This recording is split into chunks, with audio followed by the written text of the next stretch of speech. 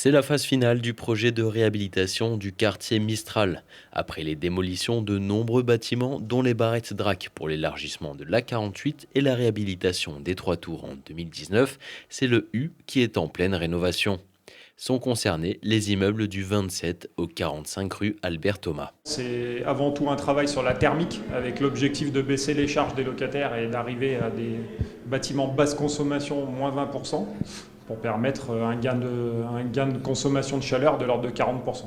Il y a un certain nombre d'adresses, des adresses du 41, 37, 35 et 31 Albert Thomas, dont le hall va être retourné. Sur les 160 logements du U, 128 sont rénovés et 32 ont été détruits pour un coût total de 15 790 000 euros.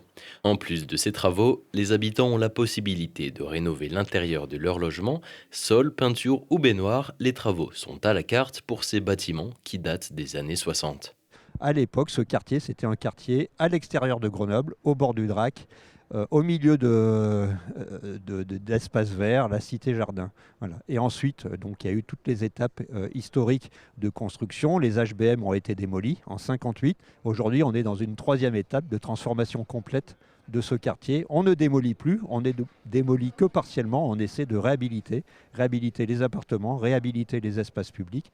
Depuis 2001, 200 millions d'euros ont été investis pour désenclaver ce quartier. 2 écoles ont été réhabilitées, 2 centres de formation et un collège ont été construits.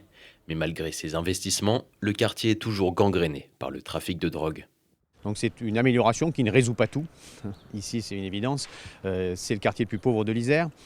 C'est aussi, on le sait tous, le poids du narcotrafic.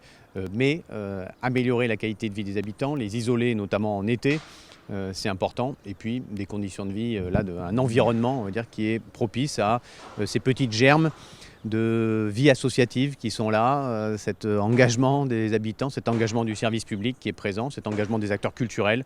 On le voit avec le Prunier Sauvage, le festival Merci Bonsoir, donc beaucoup de richesses. Les habitants du U-Mistral verront leur loyer augmenter de 6%. Prochaine rénovation, le bâtiment L.